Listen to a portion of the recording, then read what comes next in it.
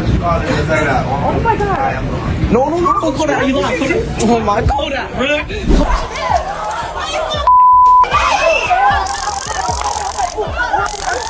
Back up, back up, back up. Back up.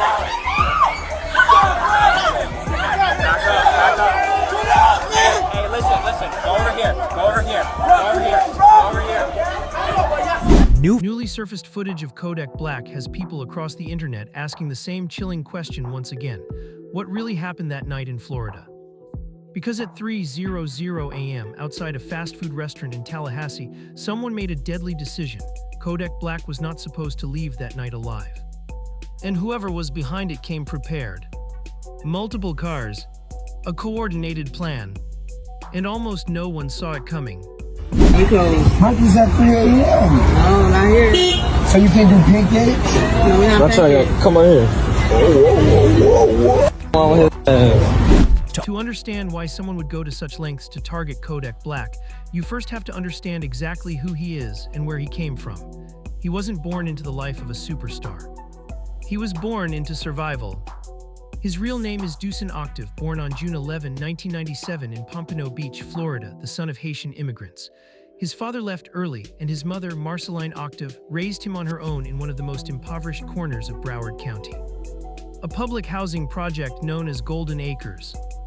Back in 1988, an attorney once described that neighborhood as living in hell, and by the time Kodak was growing up there, not much had changed. It was a place where poverty, drugs, and violence weren't occasional visitors. They were permanent residents. But even as a young kid, Kodak seemed different. While other children were doing whatever they could just to get through the day, he was reading dictionaries and thesauruses, building his vocabulary, and falling in love with words. He started rapping in elementary school and would often sneak off to a local trap house after class just to record music. By the time he was 12, he had already joined his first rap group. By 16, he was releasing mixtapes that made the streets of South Florida stop and pay attention.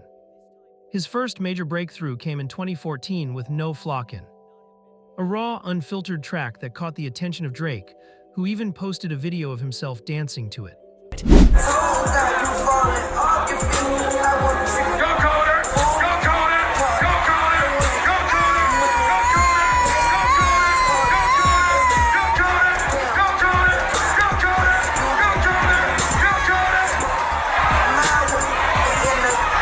That single viral moment changed everything.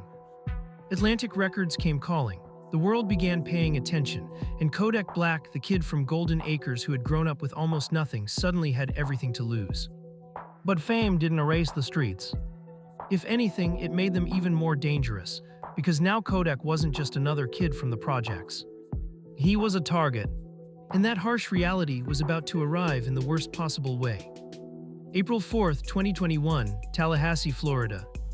Kodak Black had been booked as the headline performer for Culture 3 Fest, an all-day outdoor music festival held at the 10 nightclub.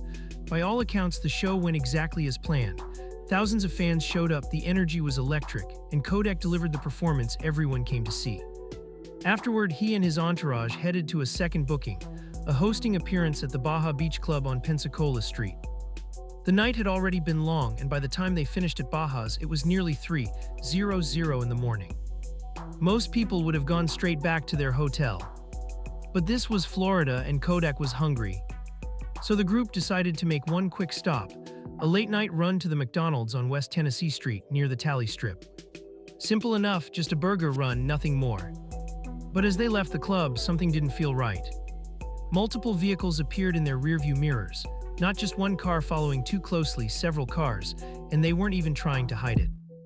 According to reports, the vehicles were aggressively maneuvering through Tallahassee's late-night streets, attempting to cut Kodak's convoy off. His security team noticed immediately. They began taking evasive action, changing routes, making unexpected turns, trying to shake the cars trailing them. For a moment, it seemed to work. The vehicles fell back. The team relaxed just enough to pull into the McDonald's parking lot. One of the security vehicles blocked the entrance, creating a makeshift perimeter while Kodak went inside to pick up the food order himself. His security team urged him not to go in. They offered to grab the food instead. But Kodak went anyway. That decision, one small moment of everyday normalcy, almost became the last choice he ever made. because the cars they thought they had lost had simply circled back. And this time they weren't just following. They were ready. One of the vehicles that had been trailing Kodak's convoy slowly pulled into the McDonald's parking lot first, almost casually, as if someone inside was surveying the scene. Then, without warning, it drove away. For a split second, the tension faded. Maybe it had all been nothing. Maybe they had been paranoid. Maybe the night was finally over. It was. The car came back. And when it did, the people inside opened fire. Gunshots shattered the early morning silence, echoing across the parking lot. Kodak's team scrambled for cover. The security guard who had been stationed near the entrance, the same man standing there to protect the rapper, was struck by a bullet that tore directly into the femoral artery in his leg. One of the most dangerous wounds a person can suffer. That they are investigating this shooting at right now. We are told this happened around 2:30 this morning. We don't know exactly how badly the victim was hurt. We've only confirmed that one person was shot here. They haven't said whether that person survived the shooting or not. We also don't know yet if there is any suspect in custody. But the femoral artery carries a massive volume of blood, and when it's hit, the body can go into shock within minutes. The injured guard was rushed to a local hospital in critical condition and underwent emergency surgery to save his life. Kodak himself was quickly moved into an armored vehicle and managed to escape unharmed. The Tallahassee Police Department later confirmed the shooting, telling reporters that one person had been seriously injured and that the incident took place on the street directly in front of the restaurant. The McDonald's owner-operator, Rafael Vasquez, soon released a statement clarifying that the shooting did not occur inside the restaurant itself, emphasizing that the safety of his staff and customers had remained intact throughout the incident. Investigators launched an immediate response, but even as sirens cut through the Tallahassee night, one enormous question hung in the air. Was this a random attack, or had someone planned it all along? Let's be clear about one thing. This was not a mugging gone wrong. This was not a case of someone spotting a celebrity and seizing an opportunity in the moment. The coordination alone tells a very different story. Multiple vehicles, a calculated tale from the moment Kodak's crew left the nightclub. A strategic retreat from the parking lot, likely meant to lower the target's guard. And then a deliberate return to open fire. Every detail points towards something far more chilling, a pre-planned operation. At the time of the shooting, Kodak was already under strict court-ordered probation stemming from a 2019 federal weapons conviction. That conviction had resulted in nearly 4 years in federal prison before President Donald Trump commuted his sentence on January 19, 2021, just hours before leaving office. I got the lyric. It said, "I'd change my life tonight if Donald Trump reduced my sentence." He not only reduced his sentence, he pardoned you. All that good. It's hard. That's hard. It's never been done before. Yeah, how did that happen? Like, you in the cell and they just said... He Gemini again. He Gemini like me. His birthday 2 days after my... And I wear like he be vibing out here too. Right. Trump is a Gemini? I didn't know that. Hey. I'm a Gemini. Are you Gemini when you're still? 28th. May 28th. Okay, my 6'11", my 6'11", Trump 6'14". One of the conditions of his release was that he had to travel with armed security at all times. That mandatory security detail may very well have saved his life that night. Tallahassee police never publicly named a suspect or officially announced a motive. That silence only deepened the mystery. Online, fans and media began speculating heavily. Some pointed to rap feuds, others suggested old street debts from his South Florida days. There were theories about enemies who resented his fame or people from his past who felt he had moved on and left them behind. Kodak himself later went live on Instagram and addressed the situation directly. He denied that any rap beef was involved, saying the incident was street-related and had nothing to do with the music industry. But there was one thing nobody could deny. This was not the kind of attack that happens by accident. Someone out there wanted Kodak Black gone, and they came within seconds of making it happen. As shocking as the Tallahassee ambush was, the troubling truth is that it didn't happen in isolation. It was part of a pattern, a recurring, deeply disturbing pattern of violence that seemed to follow Kodak Black no matter how far he traveled or how high his star rose. Less than a year later, on February 12, 2022, Kodak once again found himself at the center of another shooting. this time thousands of miles away in West Hollywood, California. The setting could not have been more different from a late-night McDonald's parking lot in Tallahassee. Kodak had attended an exclusive after-party following a private Justin Bieber concert at the Nice Guy restaurant, one of Los Angeles' most upscale entertainment venues. New details about a shooting early this morning near the Nice Guy restaurant in West Hollywood. Rapper Kodak Black is recovering after he was shot in the leg. It happened around 2:45 this morning following an after-party held by Justin Bieber. Police say 3 others were also shot. Kodak Black tells TMZ somebody in his crew got jumped. That's when a gunman reportedly opened fire. Police have not announced an arrest or released a description of the suspect. The guest list that night included Drake, Leonardo DiCaprio, Tobey Maguire, Kendall Jenner, Khloe Kardashian, Lil Baby, and Gunna. It was about as A-list as Hollywood gets. But just before 3:00 a.m., as Kodak stood outside the venue posing for photos with fans near a red Ferrari, a fight suddenly broke out in the surrounding crowd. According to his attorney, Bradford Cohen, someone launched an unprovoked attack on a member of Kodak's crew. Kodak stepped in to defend his friend. And that's when the gunfire started. 10 shots rang out along North La Cienega Boulevard. 4 people were hit. Kodak himself took a bullet to the leg. He was rushed to the hospital, treated for a non-life-threatening injury, and later released. Then came January 16, 2023. And this incident hit differently. A deadly drive-by shooting erupted in Sanford, Florida, following a Jackboy concert at the barn. A van carrying a group of women who had simply attended the show was suddenly ambushed by gunfire from multiple vehicles. 31-year-old Princess Talver, a Tallahassee resident who had been out enjoying the night with her friends, was killed. 5 other women were wounded. 13 people were eventually arrested. Seminole County Sheriff Dennis Lemma publicly confirmed that the motive traced back to the highly publicized and ongoing social media and legal feud between Jackboy and Kodak Black. Kodak himself was not charged. Investigators found no evidence linking him directly to the attack. But his name, his feud, his orbit, had become a gravitational force pulling danger toward people who had nothing to do with it. An innocent woman paid with her life for a conflict that wasn't hers. So there was a public argument between 2 rappers on social media. Detectives believe a local gang wanted to prove themselves by shooting one of those rappers while they were performing here in Sanford. But ultimately, 6 innocent victims were shot. Now, this photo that's coming up on your screen, this is Princess Tulliver. She was shot and killed in that drive-by shooting.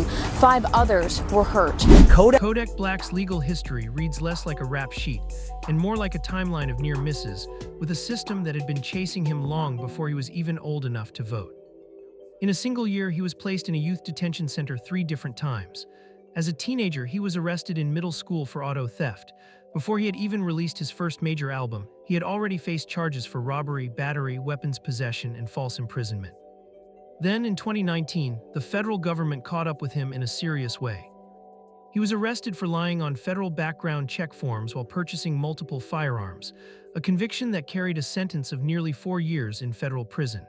He served time in high-security facilities, including USB Big Sandy in Kentucky. Then, on January 19, 2021, in one of his final acts as president, Donald Trump commuted Kodak's sentence, pointing to the rapper's charitable work and philanthropic efforts as part of the justification. But freedom didn't mean a clean slate. Kodak was released under strict probation conditions. Later that year, he failed a drug test and was ordered by the court to complete a 90-day rehabilitation program. The legal troubles continued. In January 2020, he was arrested for trespassing. In July 2022, Florida Highway Patrol pulled him over and discovered oxycodone pills along with nearly $75,000 in cash. Then in December 2023, he was arrested in Plantation, Florida, for cocaine possession after allegedly attempting to swallow the evidence during a traffic stop. A federal judge later sentenced him to time served, and in February 2024, Kodak walked out of custody once again. The music never stopped, but neither did the legal battles. And through all of it, the streets around him seemed to keep burning. After his February 2024 release from federal custody, something appeared to shift, at least publicly. Kodak returned to Pompano Beach, the same streets that raised him, and quietly continued doing something that rarely receives the same attention as his arrests. He gave back extensively. Over the years, even while dealing with legal turmoil, Kodak had distributed hundreds of turkeys during the holidays, delivered air conditioning units to families living in Broward County public housing during Florida's brutal summer months, and paid the rent twice for more than 200 struggling families in Pompano Beach. He also provided Christmas gifts and bicycles to children throughout the community. His foundation, the Zachariah McQueen Foundation, had been carrying out outreach efforts across South Florida for years, even partnering with Palm Beach County organizations to distribute air conditioning units to families who couldn't afford them. Then on July 8, 2025, something extraordinary happened. Pompano Beach Mayor Rex Harden stood before the City Commission and presented Kodak Black with the key to the city, one of the highest honors a municipality can give. A Grammy-nominated rapper who had grown up in poverty and spent years moving in and out of the legal system was now being recognized by his hometown government for his impact on the community. Kodak never chased the spotlight when it came to his charity work. In fact, he initially told city commissioners he didn't even want the recognition. He did it because he genuinely cared. Not for cameras, not for clout. And yet, even in the middle of that hopeful chapter, one question still lingers. Is the danger truly behind him, or is it still lurking somewhere in the shadows of every parking lot, every late-night stop, every city he enters after midnight? Because what that night in Tallahassee really revealed was something deeper. It wasn't just about a rapper, a McDonald's parking lot, and a shooting.